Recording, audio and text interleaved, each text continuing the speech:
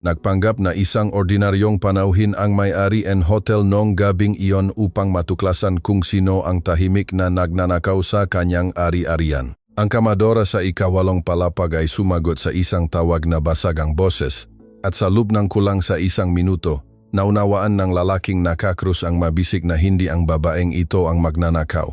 Ang pasilyo sa ikawalong palapag na The Illustre Heritage Hotel ay may halimuyak ngang mamahaling pabango at ngang binayarang katahimikan. Ang malamlam na liwanag mula sa mga gintong ilaw sa dingding ay tumatama sa makapal na alpombra sa paraang walang puwang para sa mga anino. Halos hating gabi na at tulog na ang lungsod na Maynila sa labas. Ngunit sa loob, sa ilalim ng malambot na gintong liwanag, 2 taong hindi pa kailanman tunay na nag-usap ang malapit ng magtagpo sa tanging paraang magpapabago sa takbong ng kanilang mabuhay.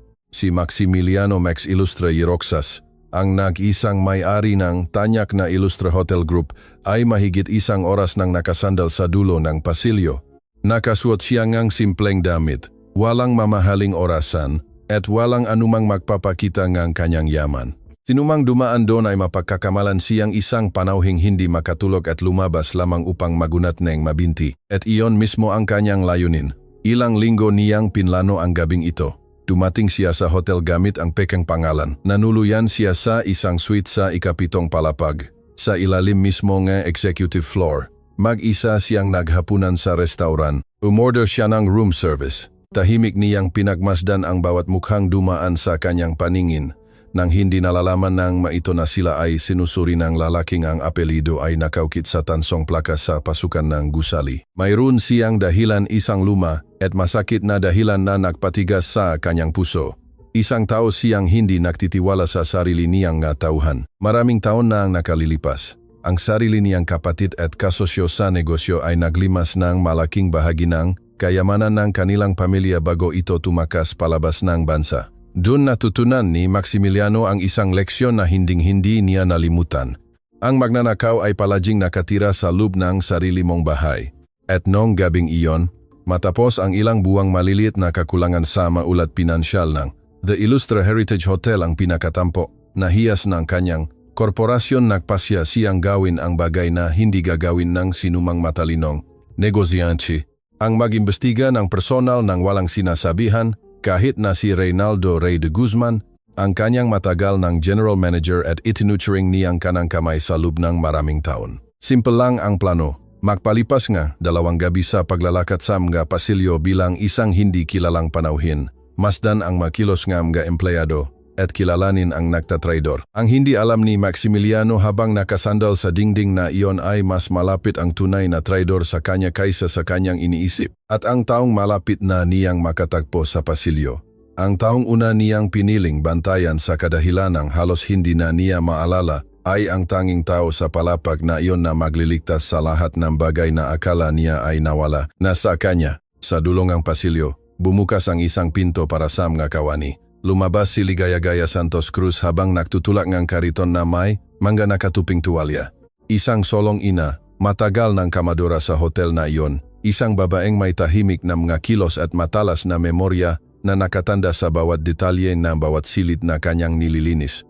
Nakasipit ng simple ang kanyang buhok, malinis ang kanyang puting apron, at tuwid ang kanyang tayo gaya ng isang taong nakakalam na ang pagiging invisible ay bahagi ng kanyang tungkulin. Pinagmasdan siya ni Maximiliano mula sa kanyang sulok.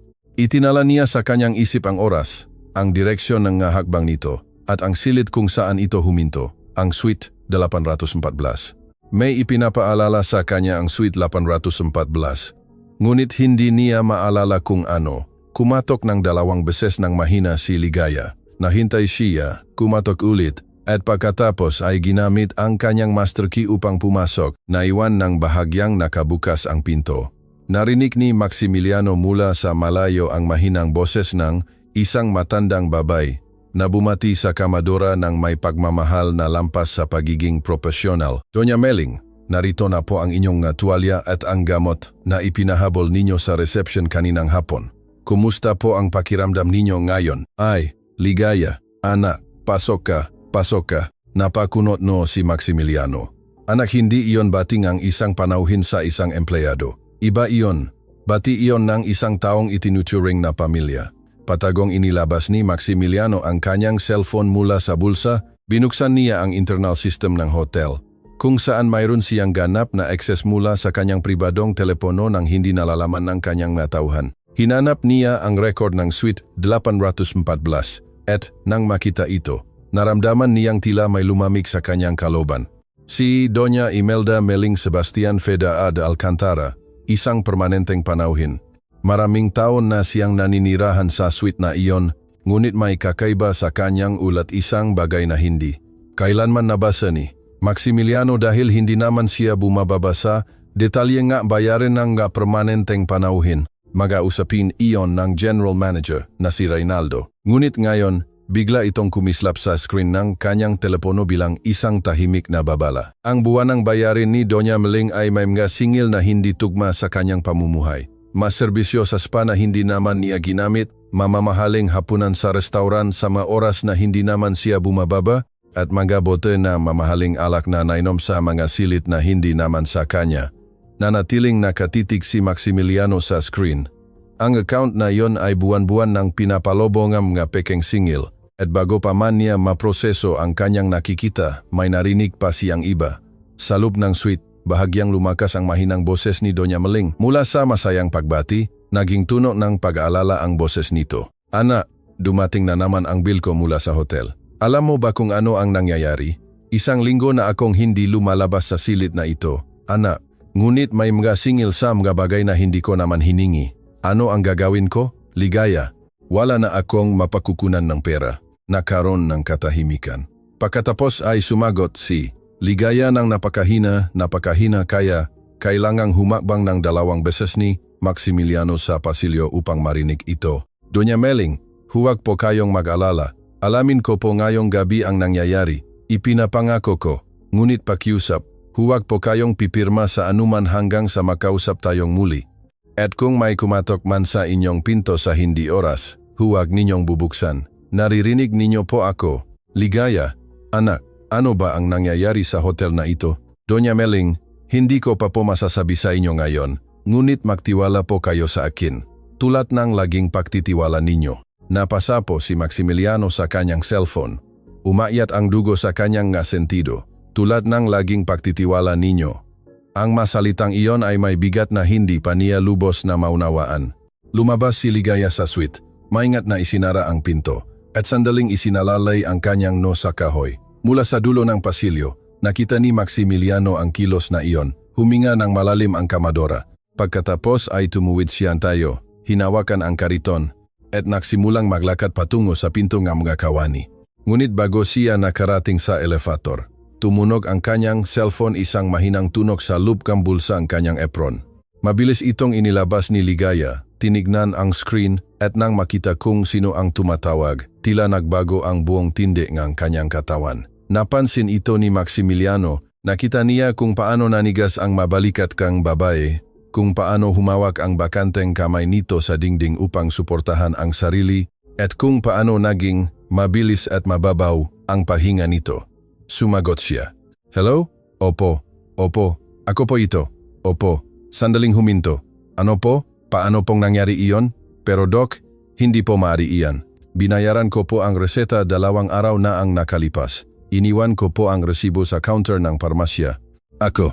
Nabasag ang boses ni Ligaya. Tila ito salamin na biglang nakabita-bita. Si Maximiliano, mula sa kanyang sulok, ay nanatiling walang kibo. Ang babaeng ito ay nakikinig sa isang bagay sa kabilang linya na nagpapagiba sa kanyang buong pagkatao sa gitna ng pasilyo ng isang 5 bituing hotel. Doc, pakiusap po, huwag ninyong itigil ang gamot ni Gani ngayong gabi.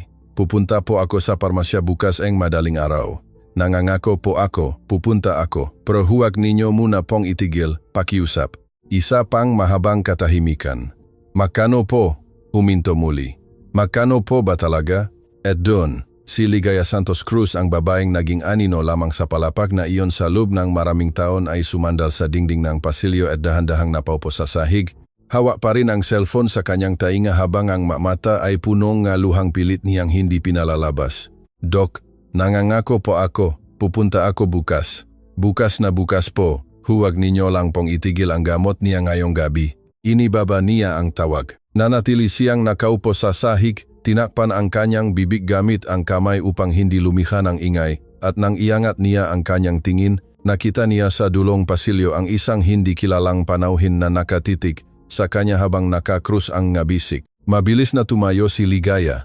Pinunasan ang kanyang nga mata gamit ang likod ng kanyang kamay, inayos ang kanyang apron, at ginawa ang lahat ng itinuro sa kanya ng manual ng The Illustra Heritage Hotel. Kapag nakikita ng panauhin ang isang empleyado sa hindi inaasahang pagkakataon, ngunit may bahagi sa kanya noong gabing iyon na hindi na nagawang makunwari. Paumanhin po, sir. May kailangan po ba kayo? Kung pahihintulutan ninyo po ako, kukunin ko po agad ang inyong kailangan. Ang boses ngang lalaki sa dulo ay mahinahon, mababa, at walang bakas ng pag-uutos. Wala akong kailangan, aling. Wala po akong kailangan, nakatayo lang ako rito. Pasensya na po at nakita ko kayo sa ganitong kalagayan. Hindi ko sinasadya. Tumango si Ligaya, hinawakan ang kariton upang umalis, ngunit bago siya nakalagpas sa panauhin, muling nagsalita ang lalaki sa pagkakataong ito. Ang kanyang boses ay may kakaibang tono, isang bagay na hindi lamang kuryosidad ng isang panauhin, isang bagay na agad na naramdaman ni Ligaya bilang isang banta o panganib. Aling, isang tanong lang po. Ang matandang babae ba sa Suite 814? Matagal na ba siyang may problema sa kanyang bayarin? Napatigil si Ligaya at naramdaman niya sa sandaling iyon na ang lalaking nakakrus ang mabisik sa dulo nga, pasilyo nga, ikawalong palapag ay hindi isang ordinaryong panauhin at ang tanong na iyon ay naglalagay sa kanya sa pinakamalaking desisyon ng kanyang buhay bilang isang matanda. Nanatiling nakatayo si Ligaya sa gitna ng pasilyo, mahigpit ang hawak sa kariton, hindi gumalaw ang lalaki. Nakakrus pa rin ang mabisik nito. Naghihintay ng sagot na hindi pa napapagpasyahan ni Ligaya kung ibibigay niya o hindi. Isang bahagi ng kanyang isip ang bahaging natutong mabuhay sa pamamagitan ng pananahimik ang sumisigaw sa kanya na magsinungaling. Sabihing hindi niya naintindihan ang tanong, magpaalam ng magalang, at umiyak na lamang sa banyo ng mga empleyado bago pumasok muli bukas na tila walang nangyari. Ngunit ang isa pang bahagi ni Ligaya ang bahaging katatapos lang makarinig sa doktor na ititigil na ang gamot ni. Gani ngayong gabi, ang bahaging nangako kay Doña Meling na aalamin ang katotohanan, ang bahaging ilang buwan nang may dalang matanong na hindi masabi ng malakas ay nagsabi sa kanyang iba. Sinabi nito na baka ito na ang huling pagkakataon na ibibigay sa kanyang ang buhay upang magsalita. Huminga siya ng malalim. Sir, paumanhin po, ngunit bakit ninyo itinatanong ang tungkol sa bayarin ni Doña Meling? Bahagyang nag-atubili ang lalaki. Pagkatapos ay humakbang siya ng 2 beses pasulong, lumabas sa madilim na bahaging ang gintong ilaw at sa kauna-unahang pagkakataon ay nakita siya ng malinaw ni Ligaya. Hindi siya batang panauhin. Hindi siya mukhang kabado. Isa siyang may edad ng lalaki na may kalmadong autoridad, ang uri ng tao na sanay mag-utos ng hindi kinakailangang magtaas ng boses. At sa sandaling iyon, habang nakatitig sa kanyang mukha, may naunawaan si Ligaya. Nakita na niya ang mukhang ito noon sa ilang dokumento ng hotel, sa isang larawang nakasabit sa lobby o sa isang corporate brochure na ipinamahagi sa mga empleyado. Hindi maaari. Hindi ito posibleng mangyari. Aling. Wika na lalaki sa mababa ngunit matatag na boses. Ako si Maximiliano Ilustre Roxas at akin ang hotel na ito. Napasa po si Ligaya sa kanyang bibig gamit ang kanyang bakanteng kamay. Nangini ang kanyang buong katawan. Inilagay niya ang 2 kamay sa kanyang dibdib, pagkatapos ay sa kanyang apron at muli sa kanyang bibig. Sa loob ng ilang sandali, hindi siya nakapagsalita. Sir, Ilustre, huminahon po kayo, aling, pakiusap. Hindi ako naparito upang takutin kayo. Naparito ako upang umunawa. Ngayong gabi, narito ako sa sarili kong hotel bilang isang panauhin sa isang partikular na dahilan at hihilingin ko sa inyo nang may buong paggalang matapos ang aking nasaksihan na maktiwala kayo sa akin sa susunod na ilang minuto. Ang anumang sasabihin ninyo o hindi sasabihin ay hindi makaapekto sa inyong trabaho. Ipinapangako ko at ang aking salita sa gusaling ito ang tanging bagay na mas may halaga pa sa aking lagda. Sinubukang sumagot ni Ligaya ngunit walang lumabas na boses.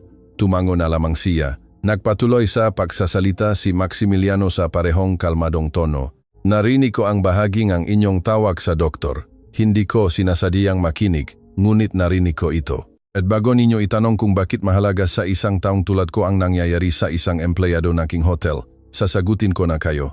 Dahil ilang taon na akong may nararamdamang hindi tama sa gusaling ito, at dahil ang matandang babae sa Suite 814, si Doña Meling, ay lumitaw sa aking screen na may bayarin na hindi, dapat sa kanya isang bayaring puno nga pekeng singil. At dahil nang pumasok kayo sa suite na yon 10 minuto ang nakalilipas, itinuring ninyo siya na parang sarili ninyong kapamilya. At ang bagay na iyon ay nagsabi sa akin ng isang bagay na hindi ko inaasahang maririnig. Sumandal si Ligaya sa dingding, tila hindi na siya kayang itayo ngang kanyang mabinti. Hawak pa rin niya ang kanyang cellphone sa palat na tila naroon pa rin ang boses ng doktor. Sir Ilustra, si Doña Meling po ay parang tunay ko ng pamilya. Maraming taon ko na po siyang kilala. Bago pa man ako magtrabaho sa hotel na ito, kilala na po siya at ng kanyang yumaong asawa ang aking ina na sumalangit nawa. Nang pumanaw ang aking ina at naiwan akong mag-isa kasama ang aking bagong silang na anak, si Doña Meling po ang tumulong sa akin upang makuha ang trabahong ito. Utang ko po sa kanya ang kaunting mayroon ako ngayon at mula pa po noong nakaraang mga buwan. Sir, may kakaibang nangyayari sa kanyang bayarin, maging sa iba pang mga panauhin, mga matatandang panauhin na permanenteng naninirahan dito na hindi na halos lumalabas ngang kanilang mga silit. Nakakita po ako ng bagay na hindi ko dapat nakita, sir, ngunit natatakot akong magsalita dahil ang anak kong si Gani ay dumidepende sa gamot na nakakahalaga ngang katumbas ng aking buong sweldo. Kung mawawala po ang trabahong ito sa akin, mawawalan din po ang gamot ang aking anak. Nakinig si Maximiliano nang hindi sumasabat. Nang matapos si Ligaya, huminga ng malalim ang may-ari ng hotel. Nakakuyom ang kanyang panga. Aling, sabihin ninyo sa akin ang inyong pangalan. Ligaya Santos Cruz po, sir. Aling Ligaya, makukuha ang anak ninyong si Gani ang kanyang gamot ngayong gabi.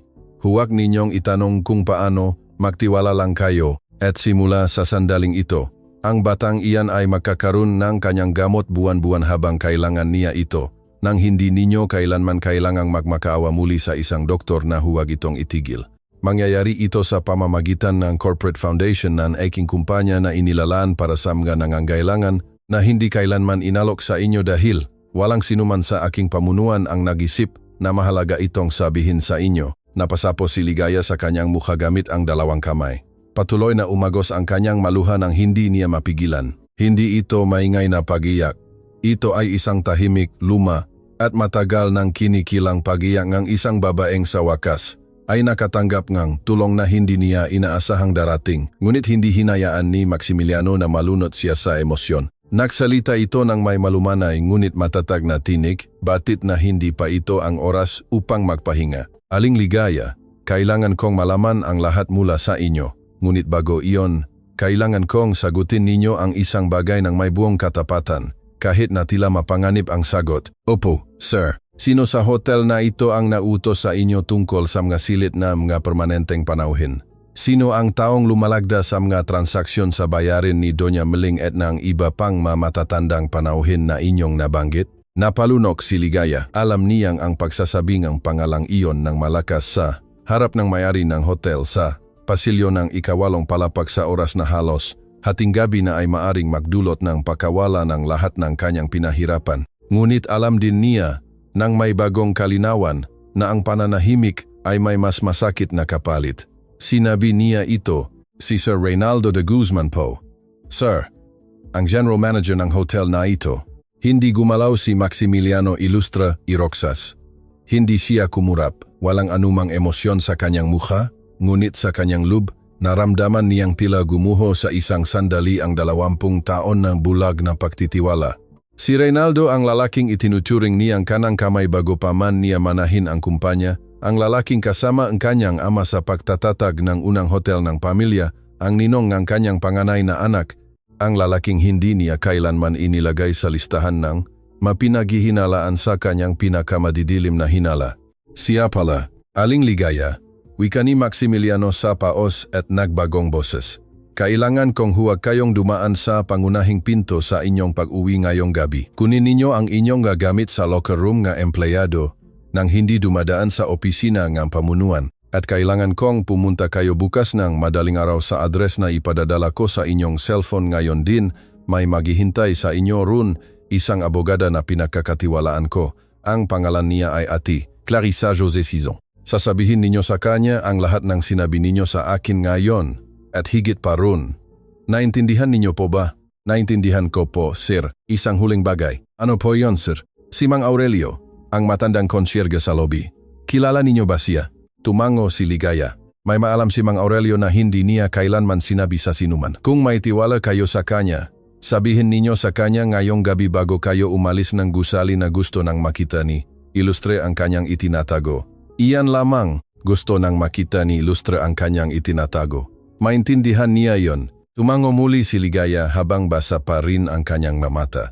Tumalikod si Maximiliano upang umalis. Ngunit bago niya tinawid ang madilim na bahaging pasilyo, huminto siya, lumingon siya sa kanyang balikat at tinignan si Ligaya. Aling Ligaya, maraming taon na ang nakalipas mula nang huli akong makarinig ang isang tao sa sarili kong hotel na nagsasabi sa akin ng katotohanan. Ngayong gabi, nang hindi ninyo nalalaman, ibinalik ninyo sa akin ang isang bagay na akala ko ay nawala na at ang bagay na iyon, Aling Ligaya, ay hindi mababayaran ng kahit anong sweldo. Naglakat siya patungo sa elevator. Bumukas ang mapinto. Pumasok siya at muling sumara ang maito. Naiwang mag-isa si Ligaya sa pasilyo. Nakasandal pa rin sa dingding, hawak ang cellphone sa kanyang kamay at may maluha sa kanyang mamata. Ngunit sa kanyang loop, sa kauna-unahang pagkakataon sa mahabang panahon, walang takot. May bagong pakiramdam, isang marupok ngunit totoong pakiramdam na noong gabing iyon ay nagsimula ang isang bagong kwento. At ang kwento ng babaeng nananahimik upang mabuhay ay hinding-hindi na muling bubuksan. Ilang palapag ang layo, sa kanyang pribadong opisina sa ika-12 palapag, tinapos ni Reynaldo de Guzman ang isang tawag sa kanyang pamangkin na si Mario. Nakangiti siya. Katatapos lang nilang magdagdag ng isa pang pekeng singil sa account ng Suite 814. Si Doña Meling, na pinagtatawanan nila, ang pinakamadaling pagkakitaan sa lahat. Hindi alam ni Reynaldo habang ibinababa ang telepono at nagsasalin na alak sa kanyang baso na sa pasilyo nga ika-8 palapag, binanggit lang ang isang kamadora ang kanyang pangalan sa harap ng tanging tao sa mundo na hinding-hindi magpapatawad sa kanyang ginawa. Itinula ni Ligaya ang kariton patungo sa elevator ng nga kawani habang ang kanyang puso ay mabilis na tumitibo na parang kamaong walang may-ari. Ang pasilyo sa ika-8 palapag ay nananatiling walang tao. Nakasindi pa rin ang magintong ilaw. Patuloy na sinisipsip ng makapal na alpombra ang tunog ng bawat hakbang. Ngunit ang babaeng naglalakat, ngayon patungo sa pinto sa dulo ay hindi, na ang parehong babaeng lumabas mula sa locker room kaninang hapon. Ang babaeng iyon ay wala na. Ang naglalakat ngayon ay iba na isang babaeng may dalang pangalan ni Reynaldo de Guzman na binanggit ng malakas sa hangin ng pasilyo. Isang babaeng nakatanggap na tiyanam nga utos mula sa tanging tao sa gusali na ang salita ay mas may halaga pa sa anumang lagda. Bumukas ang mapinto nga elevator nga makawani. Pumasok si Ligaya. Pinindot niya ang button para sa basement. Habang sumasara ang mapinto, inulit niya sa kanyang isip, salita sa salita. Ang mismong pariralang ipinasasabi sa kanya ni Maximiliano sa matandang concierge ng lobby. Gusto nang makita ni Ilustre ang kanyang itinatago. Iyon lamang, walang karagdagang paliwanag. Bumaba ang elevator ng tahimik. Tumingin si Ligaya sa salamin sa gilid, inayos ang kanyang apron at pinunasan ang mabakas ng luha gamit ang likot ng kanyang kamay. Nang bumukas ang mapinto sa basement, hindi na siya mukhang umiyak. Tinawid niya ang pasilyo ng kawani. Umakyat sa gilid ng hagdanan patungo sa pangunahing lobby. Ang lobby sa oras na iyon ay halos walang tao. May 2 panauhin lamang sa malayo na may itinatanong sa reception at sa tabi na counter ay may isang taong nakakakilala sa bawat sulok ng gusaling iyon bago pa man siya ipanganak. Si Mang Aurelio de la Cruz, ang matagal ng concierge ng The Ilustre Heritage Hotel, isang lalaking dumaan na sa maraming dekada sa lobby na iyon. Katatapos lang niyang tupiin ang isang pahayagan nang makita si Ligaya na lumalapit. Bahagyang itinaas ng matanda ang kanyang tingin at sa kadahilan ng hindi agad naunawaan ni Ligaya, ang mga matatandang mata ng konsyerga ay nanatiling nakatiti sa kanyang mukha na tila ba kanina pa siya hinihintay nito. Mang Aurelio, ano iyon? Anak, mabilis na tumingin sa paligid si Ligaya. Ang receptionist sa panggabing shift, si Sarahmay, ay abala sa isa sa mga panauhin. Ang isa namang panauhin ay may suot na headphones, walang nakatingin sa kanila, Inilapit niya ang kanyang malabi sa counter at ibinaba ang kanyang boses. Mang Aurelio, gusto nang makita ni Ilustre ang inyong itinatago. Hindi agad sumagot ang concierge. Sa loob ng isang buong segundo, walang ipinakitang emosyon ang kanyang mukha. Pagkatapos, dahan-dahan niyang ipinatong ang tinaluping pahayagan sa counter, ipinatong ang kanyang dalawang kamay sa kahoy, at nagpakawala ang isang mahabang buntong hininga na tila ba kay raming taon niyang inipit sa kanyang dibdib. Anak, sigurado ka ba sa sinasabi mo? Sigurado po ako, Mang Aurelio. Siya mismo ang nagpasabi sa akin na mga salitang iyan. Kasama ko siya kanina sa pasilyo ng ikawalong palapag.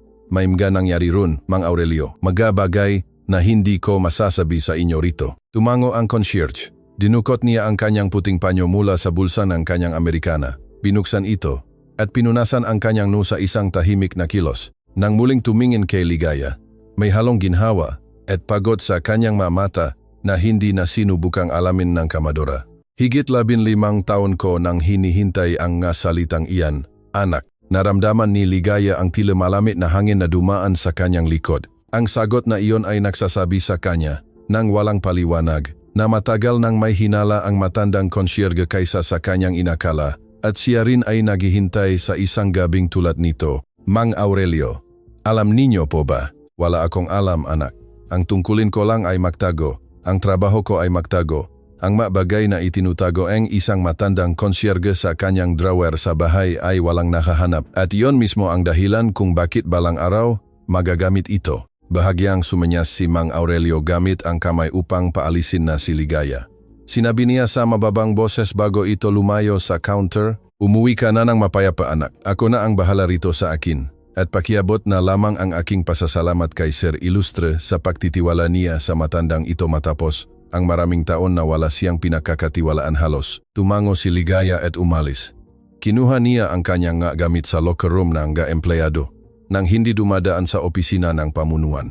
Eksakto sa hiningi ni Maximiliano. At nang lumabas, siya ng The Iluster Heritage Hotel sa pinto ng mga kawani. Ang daan ay malamig, walang tao, at ang lungsod ay patuloy na natutulog. Walang kamalay-malay na sa loob ng gusaling iyon ay nagsimula na ang isang bagong kuwento. Ilang kanto ang layo, sa isang maliit na apartment sa Sampaloc, hindi makatulog si Isagani Santos. Ang nag-iisang anak ni Ligaya ay mahigit isang oras ng pabaling-baling sa kama, nakatitik sa kisame.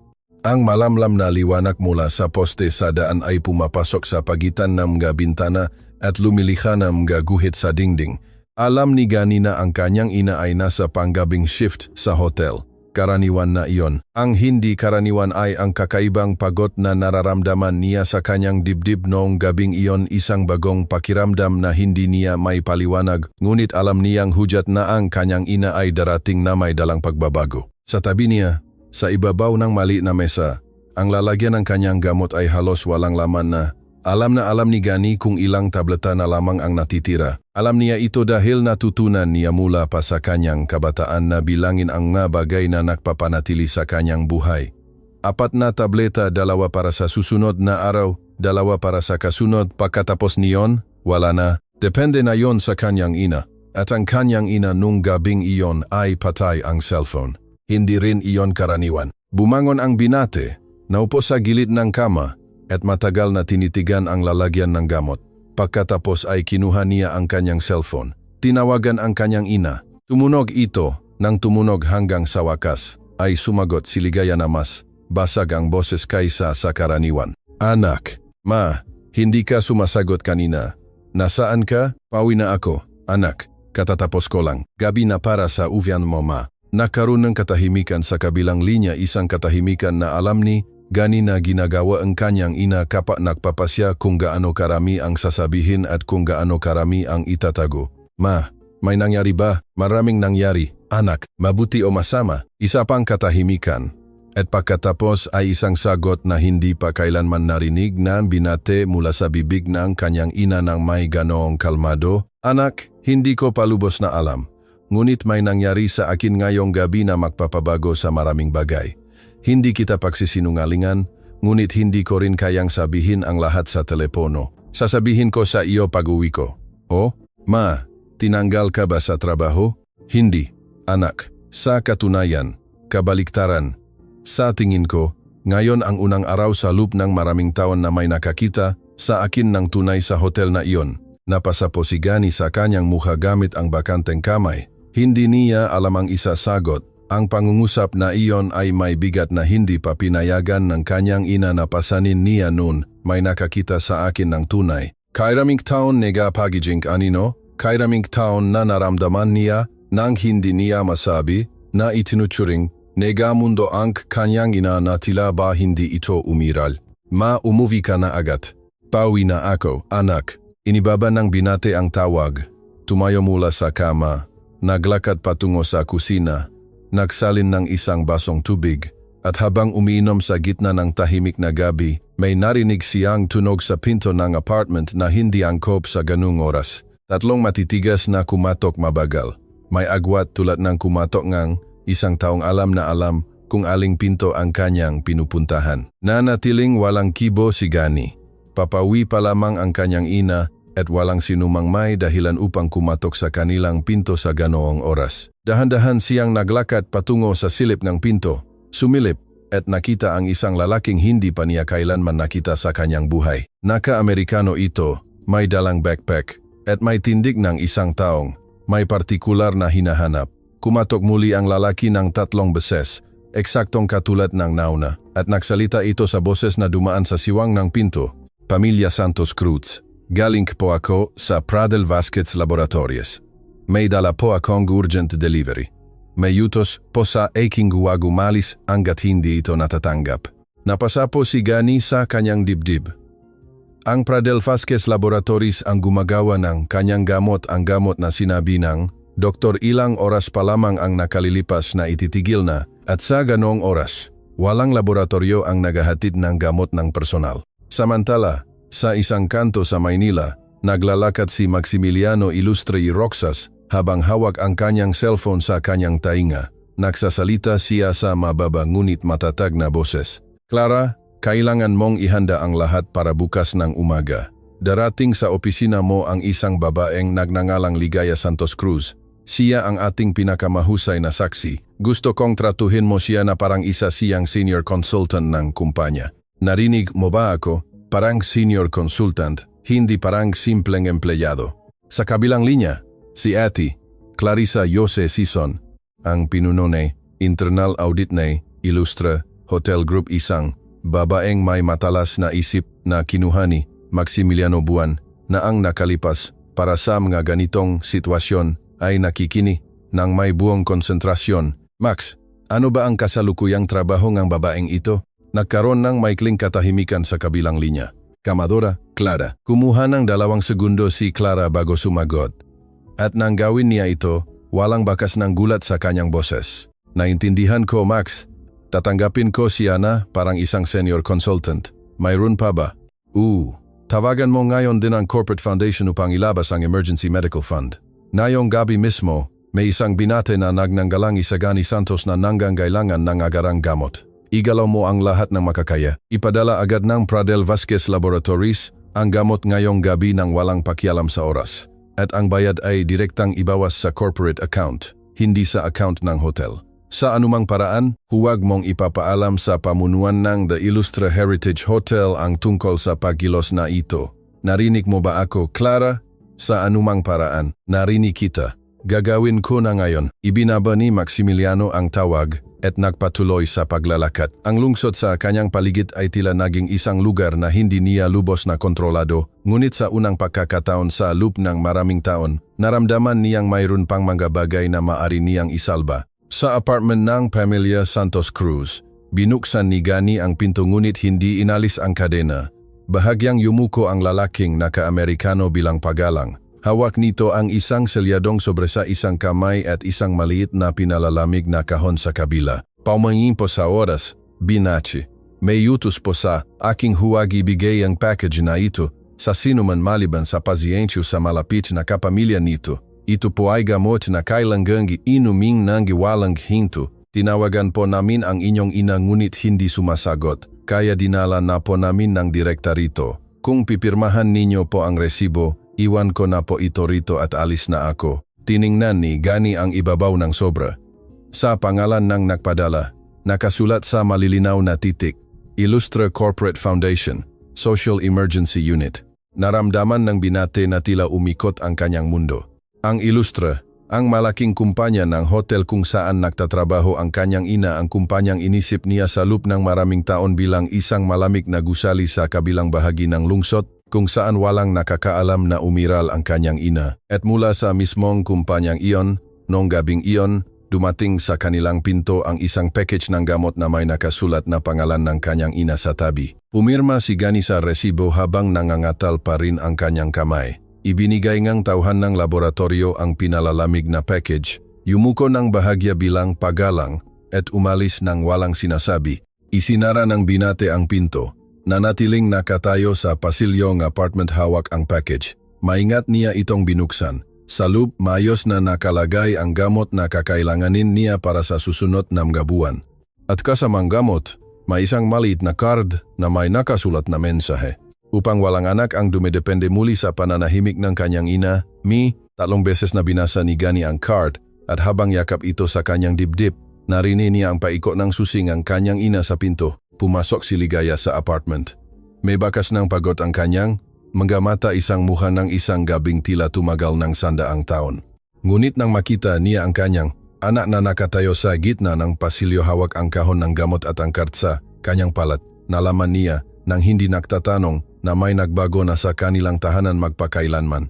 Nakatitig ang mag-ina sa isa't isa sa gitna ng katahimikan. At pagkatapos, sa basag na boses, nagtanong lamang si Gani, "Ma, sino si Mi?" Naramdaman ni Ligaya na tila nawalan siya ng hangin sa dibdib, ngunit bago siya nakasagot, muling tumuno ang kanyang cellphone. Ang tuno na iyon ay tila kutsilyo na humiwa sa katahimikan ng apartment. Mensahe iyon mula kay Ate Clarissa Jose Sison. 2 linya lamang. Aling Ligaya, hinihintay ko kayo bukas sa aking opisina at pakiusap. Dalhin ninyo ang anumang dokumento na mayroon kayo tungkol sa mga transaksyon ng Suite 814. Ngayong gabi, may isang panauhin sa hotel na sumubo na kanselahin ang reservation ni Doña Meling ng walang abiso. Napigilan po namin ito sa tamang oras, ngunit hindi na po siya ligtas sa hotel na iyon. Napasa po si Ligaya sa kanyang bibig. Kakalipat pa lamang ni Reynaldo de Guzman ng kanyang unang piyesa upang alisin ang buhay na ebidensya. At ang buhay na ebidensya ay isang matandang, walang kalaban-laban na naninirahang mag-isa sa Suite 814 Grime, The Ilustre Heritage Hotel. 3 beses na binasa ni Ligaya ang mensahe ni Clara bago siya kumilos. Pagkatapos ay tumingin siya sa kanyang anak na nakatayo pa rin sa pasilyo ng apartment. Hawa ang package ng gamot at ang card sa kanyang dibdib. Sabi niya, "Kailangan kong bumalik sa hotel ngayon din. Ma, kararating mo pa lang. Alam ko." Gani, ngunit may isang tao sa hotel na iyon na nag-iisa isang taong nag-alaga sa akin noong kasing edad mo ako at ngayong gabi ay sinubukan nilang alisin siya sa kanyang silid nang walang pasabi. Hindi na nagtanong pa si Gani. Tiningnan niya ang package ng gamot, pagkatapos ay ang kanyang ina, at sa unang pagkakataon, may kakaibang ekspresyon sa mukhang binate. Hindi ito takot. Ito ang matatag na desisyon ng isang anak na nakaunawa na ang kanyang ina ay hindi na humihingi ng pahintulot upang mabuhay ng may dignidad. "Sige na ma, ako na ang magtatabi nito sa refrigerator. Alagaan mo si Doña Meling. Maayos ako rito." Lumapit si Ligaya, hinalikan ang noong anak, hinaplos ang kanyang buho, at ibinulong ang isang bagay na hinding-hindi malilimutan ni Gani sa buong buhay niya. "Anak, kung hindi ako makarating sa almusal bukas, kunin mo ang card na iyan sa kamay mo, ang may nakasulat na ME. Tawagan mo ang numerong nasa likod niyan, at sabihin mo sa taong iyon, nang walang kaba, na ikaw ang anak ni Ligaya Santos Cruz. Aalagaan ka ang taong iyon." Tumango si Gani sa gitna ng katahimikan. May luha sa kanyang mata, ngunit hindi niya hinayaang pumatak ang mga ito. Naramdaman niyang sa unang pagkakataon ay itinuring siya ng kanyang ina na parang isang sapat na gulang at naunawaan niyang ang tanging tamang paraan upang igalang.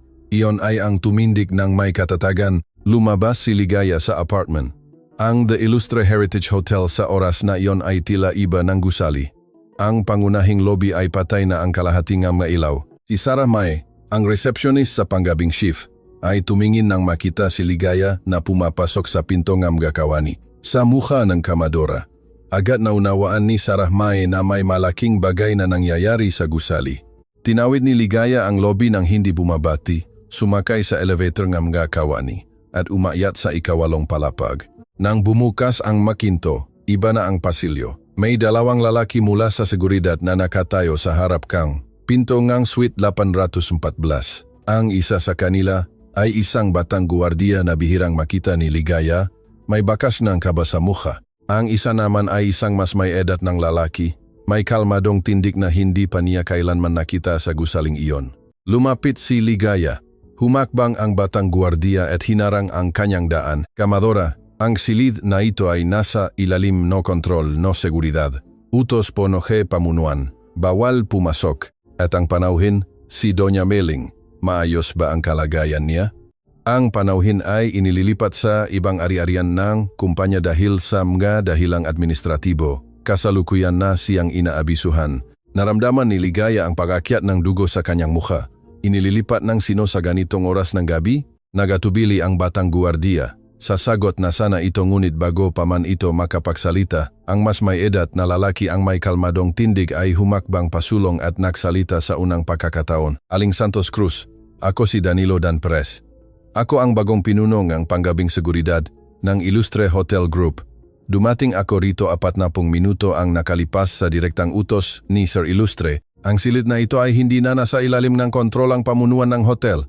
Ito ay nasa ilalim ng aking kontrol at ang panauhin ay walang pupuntahang iba. Napasapo sa mukha ang batang guwardiya.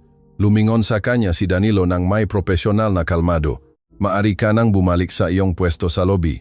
Hindi na kailangan ang presensyo niya ito sa palapag na ito. At pakiusap, sabihin mo kay Sir de Guzman kung magtanong man siya na ang suite 814 ay ligtas at ang panauhin ay mananatili rito ngayong gabi. Tumango ang batang guwardiya ng hindi lubos na naunawaan ang nangyayari at naglakad patungo sa elevator. Sumara ang mapinto sa kanyang likod.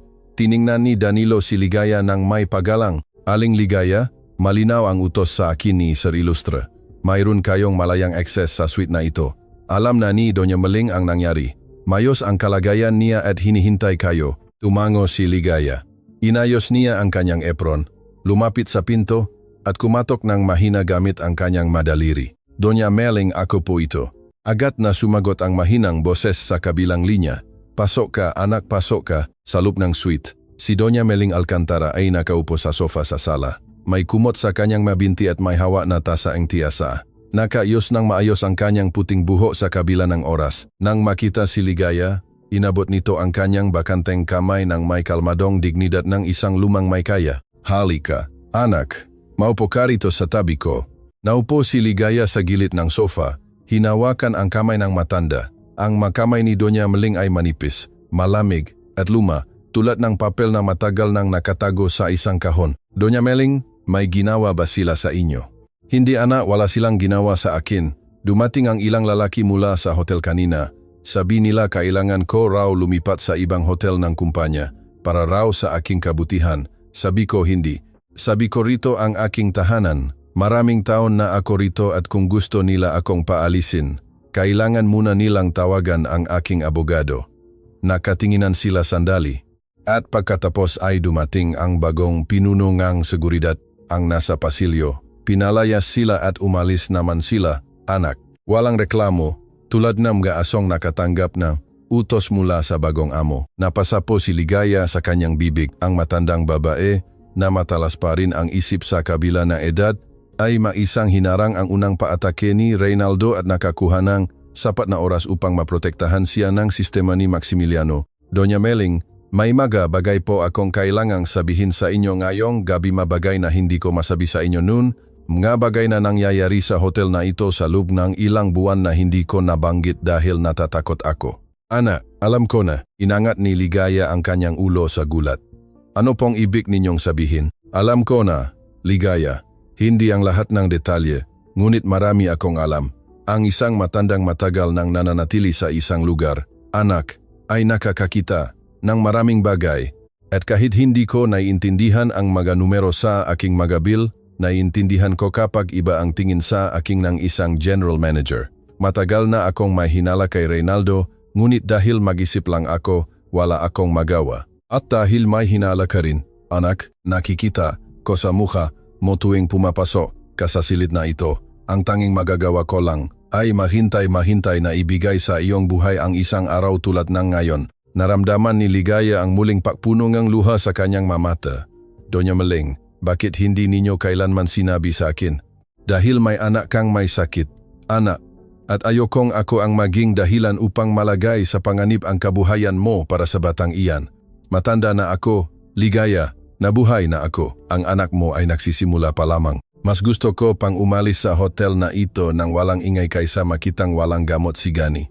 Naitakip ni Ligaya ang kanyang mukha sa kanyang nga kamay. Umiyak siya ng walang pagpigil. Umiyak siya para sa maraming taon ng pananahimik, para sa maraming taon ng makasamang kalungkutan ng hindi nila nalalaman, para sa matandang babaeng handang mawalan ng lahat sa katahimikan upang walang mawala sa kanyang anak. Doña Meling, naalala ninyo po ba ang aking ina? Ngumiti ang matanda, isang maliit, luma, at magandang ngiti na tila nanggaling pa sa napakalayong panahon. Paano ko hindi maalala, anak? Ang ina mong si Ramona ay aking matalik na kaibigan. Nakilala ko siya nung pareho pa kaming bata. Kaming ang aking asawa ay hindi biniyayaan ng anak. Ang ina mo naman ay wala pa rin nun.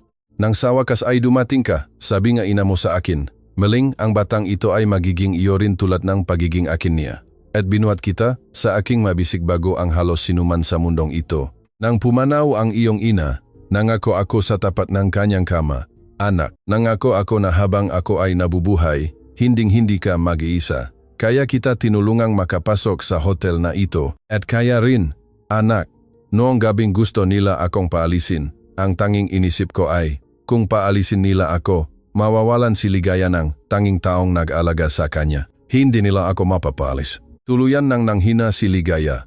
Lumuhod siya sa harap ng sofa ng matanda. Isinalalay ang kanyang ulo sa mga tuhod ni Doña Meling at umiyak tulad ng hindi niya ginawa sa loob ng maraming dekada. Hinaplos ni Doña Meling ang kanyang buho ng dahan-dahan gamit ang kanyang manipis at matandang makamay, tulad ng pahaplos niya kay Ramona noong araw na ginawa ang pangako. Anak, ngayon ang ina mong si Ramona, saan man siya naroon, ay humihinga ng maluwag sa unang pagkakataon sa loob ng maraming taon. Ilang palapag ang layo. Sa kanyang pribadong opisina sa ika-12 palapag, ibinaba ni Reynaldo de Guzman ang telepono habang ang kanyang ngiti ay tila nagelo sa kanyang mukha. Ang batang guwardiya na kanyang ipinadala sa ika-8 palapag ay katatapos.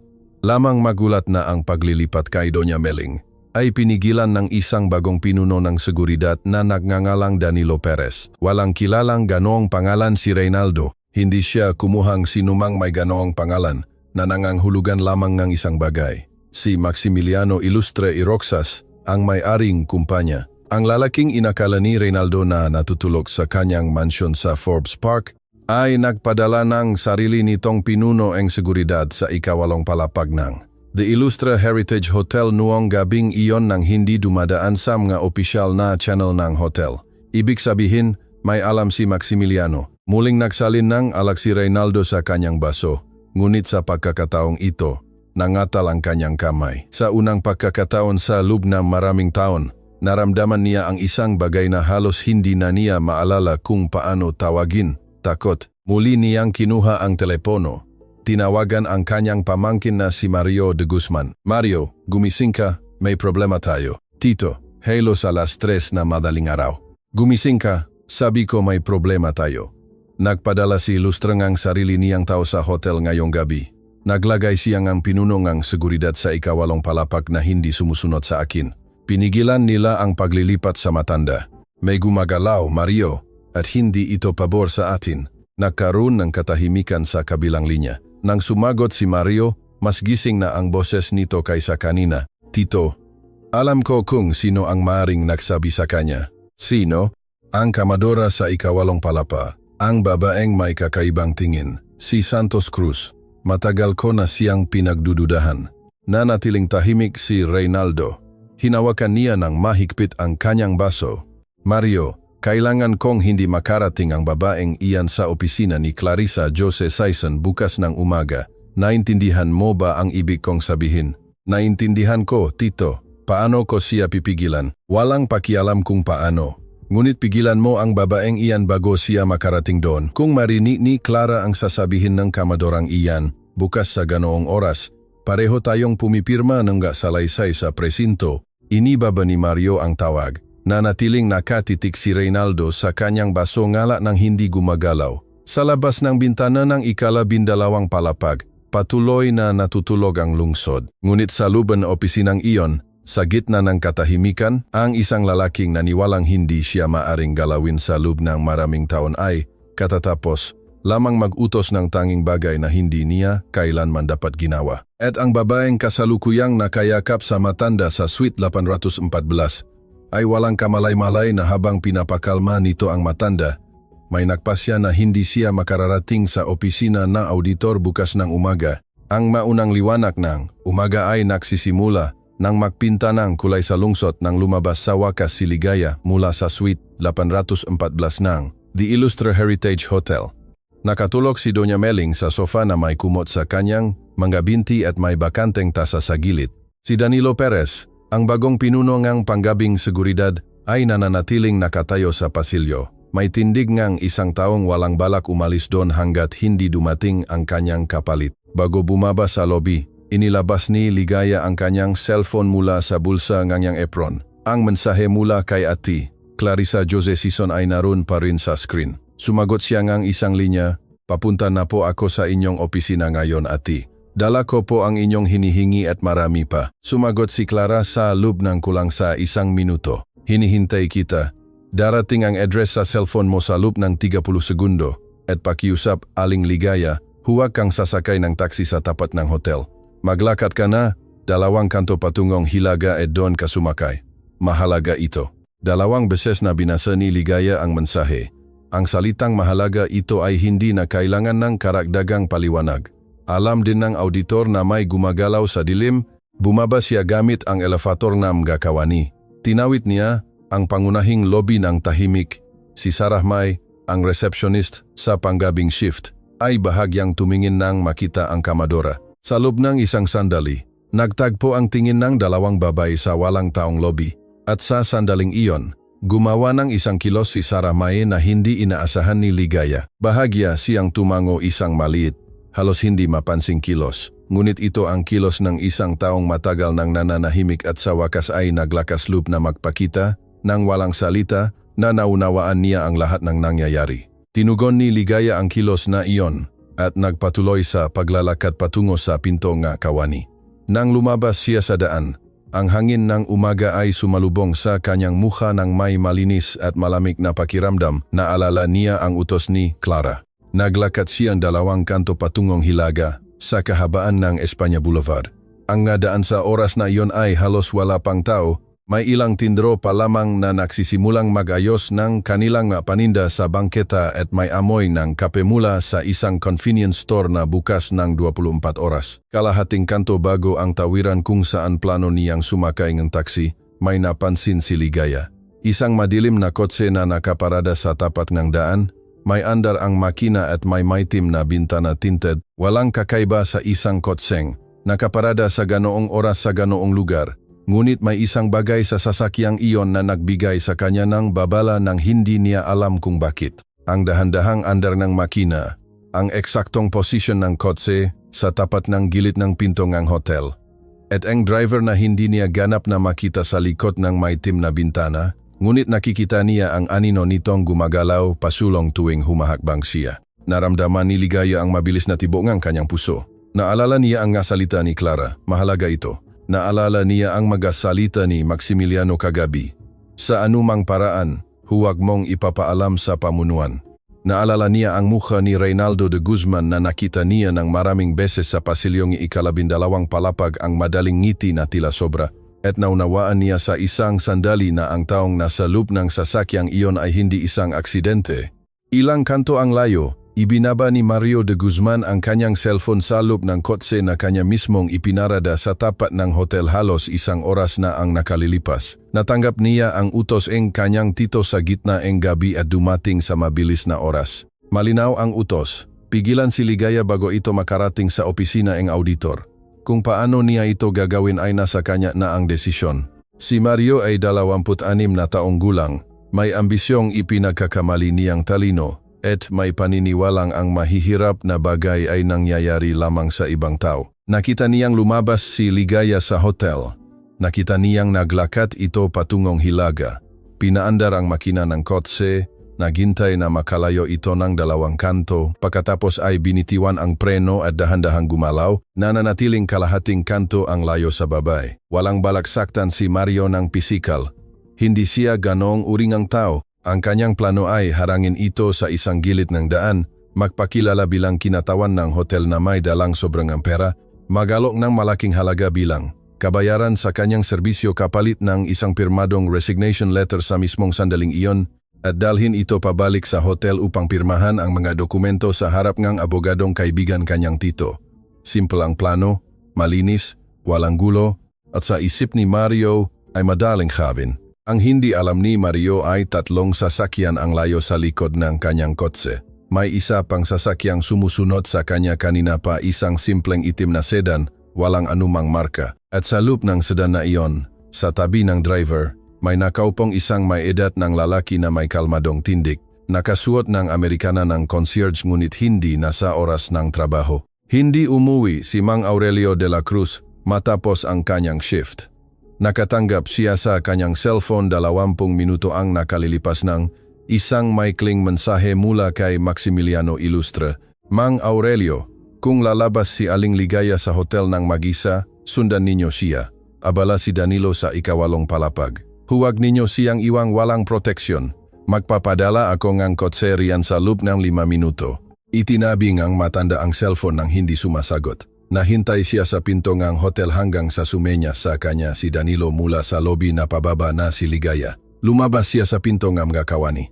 Sinundo si Yange, itim na sedan sa kanto, at simula nun, ang driver isang profesional sa seguridad ng Ilustre ay napanatili ang eksaktong distansya na nagpapahintulot sa kanila na makita ang kotse ni Mario nang hindi sila napapansin. Mang Aurelio, wika ng driver sa mababang boses. Ang nasa unahan ay papalapit na sa babay. Lalapit ba ako? Huwag muna. Hayaan nating ipakita muna niya ang kanyang balak. Sumunod ang sedan sa malayo. Binilisan ngang bahagya ni Mario ang takbo. Si Ligaya, sa unahan, ay huminto sa paglalakad. Nakatayo siya sa tapat ng isang convenience store. Nakukunwaring tumitingin sa mapaninda sa labas, ngunit sa katunayan ay hawak niya ang kanyang cellphone upang tumawag ng isang numero na hindi nakikita ni Mang Aurelio. Nang ginig ang cellphone ni Mang Aurelio, siya yon. Mang Aurelio, may kotseng sumusunod sa akin. Alam ko anak, nasa likod mo ako. Huwag kang mag-alala, magpatuloy ka sa paglalakad na parang wala kang nakikita. Sa susunod na kanto, lumiko ka sa kanan. Huwag kang lilingon sa likod. Ako ang bahala. Mang Aurelio, nasa daan po kayo. Higit 20 taon na ang nakalipas mula ng huling humingi ng pabor sa akin si Sir Ilustre, anak. Hindi ko siya bibiguin sa unang pagkakataon.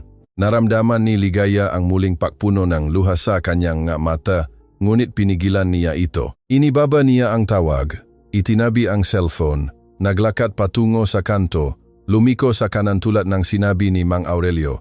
At doon ay may mabilis na gumalaw sa kanyang likod. Nakita ni Mario ang kamadora na lumiko sa kanto. Binilisan niya ang takbo. Nang lumiko rin siya pakalipas ng ilang sandali, iba ang kanyang nakita sa kanyang inakala. Naglalakad pa rin si Ligaya. Ngunit sa kabilang bahaging daan, may isang itim na sedan na nakahinto na nakabukas ang pinto sa tabing driver at bumababa mula ron nang may kalmadong kilos ang isang matandang lalaki na kilalang kilala ni Mario. Ang concierge ng lobby, ang matanda sa The Ilustre Heritage Hotel. Ang lalaking hindi pinapansin ni Mario tuwing pumapasok, siya sa gusali upang makipagkita sa kanyang tito. Tinawid ni Mang Aurelio ang daan ng may matatak na hakbang, itinaas ang kanyang kamay hindi upang manakot, kundi upang sumenyas. At nang ihinto ni Mario ang kanyang kotse nang may pag-aalinlangan, lumapit si Mang Aurelio sa bintana ng driver nang may kalmadong muka na hindi pa kailanman nakita ng binate rito. Kumatok siya sa bintana ng 2 beses gamit ang kanyang daliri. Ibinaba ito ni Mario. Pinate. Napalunok si Mario. Kilala siya ng concierge sa kanyang pangalan. Ano ang kailangan mo, matanda? Gusto kong patayin mo ang makina. Bumaba ka sa kotse at sumama ka sa amin sa sedan sa likod. Kailangan nating mag-usap. Wala akong dapat ipaliwanag sa isang concierge. Bahagyang ngumiti si Mang Aurelio, isang maliit, pasensyoso, at lumang ngiti. Hindi sa akin ang kailangan mong kausapin, binate. kundi kay Ate Clarissa Jose Sison na kanina pa naghihintay sa iyo sa kanyang opisina. Ipinadala ka ang tito mo upang pigilan siya. Ngunit siya ang naghihintay sa iyo ngayon. Magpasya ka kung paano mo gustong makarating doon, binate. Sa sarili mong nga pa habang kausap kami o kasama ang nga taong hindi na magtatanong sa iyo ng 2 beses. Sa likod ng itim na sedan, sa kanto, may isa pang sasakyang lumitaw ng hindi napapansin ni Mario kanina. Isa pang madilim na kotse, isa pang driver, isa pang lalaki mula sa seguridad ni Maximiliano. Ang malambat na inilata ng may-ari ng kumpanya sa loob ng ilang oras ay mas masinsin kaysa sa inakala ni Mario. Nakatitik ang binate kay Mang Aurelio sa gitna ng katahimikan at sa unang pagkakataon noong gabing iyon, lumitaw sa kanyang mukha ang eksaktong ekspresyon ng makasabwat na huling nakaunawa na ang panit na kanilang pinili ay hindi ang panit na nananalo. Bumaba siya sa kotse. Sinuportahan siya ni Mang Aurelio patungo sa sedan. Sumara ang pinto sa kanyang likod. Nakita ni Ligaya ang buong pangyayari mula sa malayo sa ibabaw ng yang balikat. Hindi siya huminto. Nagpatuloy siya sa paglalakad patungo sa tawiran kung saan sa wakas ay sasakay siya ng taksi upang pumunta sa opisina ni Clara. Ngunit bago siya sumakay, muling nanginig ang kanyang cellphone. Si Maximiliano iyon, Aling Ligaya, maayos ba ang kalagayan ninyo? Maayos po ako, sir. Kakakuha pa lang po ni Mang Aurelio kay Mario sa daan. Nagkaroon ng katahimikan sa kabilang linya. Nang sumagot si Maximiliano, iba ang tunog ng kanyang boses. Hindi ito tunog ng kasiyahan, kundi tunog ng sakit ng isang lalaking tuluyan nang tumatanggap sa laki ng pagkakanulo na kanyang naranasan sa ilalim ng sarili niyang bubong. Aling Ligaya, kailangan ninyong pumunta sa opisina ni Clara. Kailangan ninyong sabihin ang lahat at manatili roon hanggang sa susunod na abiso. Ngayong alas 11 ng umaga, tatawag ako ng isang emergency meeting ng Board of Directors sa mismong gusaling ito. Gusto kong naroon kayo kapag ipinatawag natin si Reynaldo de Guzman sa pulong na iyon. Gusto kong makita niya kayo sa pagpasok ninyo sa silid. Gusto kong malaman niya sa pamamagitan na inyong mukha na ang katahimikan na kanyang binayaran sa loob na maraming taon ay tapos na. Hindi agad sumagot si Ligaya. At nang gawin niya ito, matatag ang kanyang boses. Naroon po ako, sir. Inibaba niya ang tawag. Sumakay sa taxi at umalis. Ang taxi ay naglakad patungo sa direksyon kung saan naghihintay si Ate Clarissa Jose Sison. Ngunit habang tumatakbo ang taxi sa gadaang nagsisimula ng gumising, muling nanginig ang cellphone ni Ligaya. Hindi si Maximiliano, hindi si Clara, kundi si Gani. Sumagot si Ligaya, "Ma, may tao sa pintong apartment." Tumatawag sa intercom. Ayaw sabihin ang pangalan. Sabi galing daw sa hotel. Naramdaman ni Ligaya na tila nawalan siya ng hangin sa dibdib. Kakalipat pa lamang ni Reynaldo de Guzman kanyang ikalawang pyesa at sa pagkakataong ito, ang kanyang anak ang target. Hinawakan ni Ligaya ang cellphone sa kanyang tainga habang ang kamay ay hindi na nangatog. Ang taksi ay patuloy na tumatakbo sa mga kalsada at ang lungsod ay nagsisimula ng magkaroon ng kulay ng unang liwanag ng araw. Ang boses ni Gani sa kabilang linya ay mahinahon, masyadong mahinahon para sa isang binate na humaharap sa ganong sitwasyon ng mag-isa. "Ma, bubuksan ko ba?" "Huwag anak, huwag mong bubuksan. Huwag mong bubuksan ang pinto sa sinuman. Naiintindihan mo ba? Sa sinuman. At gawin mo ang isa pang bagay. Kunin mo ang card na iniwan ko sa iyo kagabi, ang may nakasulat, Nami. Tawagan mo ang numerong nasa likod niyan. Sabihin mo na ikaw ang anak ni Ligaya Santos Cruz at sabihin mo sa kanya ang nangyayari ngayon." "Gagawin ko na po ngayon, ma. Huwag kang mag-alala." At Gani, "Opo, ma. Huwag kang matakot, anak." Sa pagkakataong ito, hindi ka nag-iisa. Inibaba ni Ligaya ang tawag. Agad niyang tinawagan ang isa pang numero. Sumagot si Maximiliano sa unang tunog. "Sir Ilustre, may tao sa pinto ngayon, apartment ngang, aking anak na nagpapakilalang galing sa hotel. Wala ang guard nang, gusali sa kanyang pwesto at mag-isa lang ang aking anak sa loob." Nagkaroon ng napakahalagang maikling katahimikan sa kabilang linya. Nang sumagot si Maximiliano, iba ang kanyang tono, hindi tono ng isang negosyante, kundi tono ng isang lalaking nakaunawa na ang labanan ay lumipat na mula sa kanyang hotel patungo sa tahanan ng ibang tao. "Aling Ligaya, ibigay ninyo sa akin ang eksaktong address ng inyong gusali. Papunta na ron si Danilo Perez ngayon din. Darating siya bago ang sinuman. Magtiwala kayo." Ibinigay ni Ligaya ang address sa mahinahong boses. Inibaba niya ang tawag. Ang taksi ay patuloy na naglalakbay patungo sa opisina ni Clara, ngunit sa sumunod na mga minuto, si Ligaya ang tanging tao sa sasakyan na tila wala sa loop nito. Ang kanyang katawan ay nasa upuan sa likod, ngunit ang kanyang isip ay nahahati sa dalawang lugar sa lungsod. Ang apartment kung saan nagpapasya ang kanyang anak kung bubuksan ang pinto o hindi, at ang opisina kung saan naghihintay ang isang auditor upang pakinggan ang katotohanan na magpapabagsak sa isang makapangyarihang lalaki. Ilang kilometro ang layo.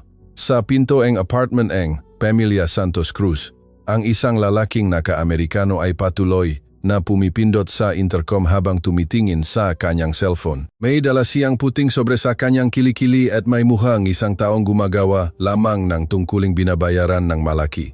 Hindi niya alam na ang taong kumuha sa kanya ay ang pamangkin ni Reynaldo de Guzman. Sa isang bahagi ng pamilya, si Mario, sa kanyang huling pagsubok na takpan ang lahat, ay nagpadala na isang panlabas na mensahero na may dalang sobre na nakalok sa Pamilya Santos Cruzan. Agarang tulong pinansyal kapalit ng pagpirma and ina sa isang simpleng resignation letter sa mismong sandaling matanggap ang sobre. Isa itong desperadong hakbang ng isang lalaking talona. Hindi na nagawang pumindot ng lalaki sa pangatlong pagkakataon. Sa likod niya, dalawang madilim na kotse ang huminto sa gilid ng daan. Mula sa isa ay bumaba si Danilo Perez, may kalmadong tindig ng isang taong nakasanayan ng lumutas ng mga emergency.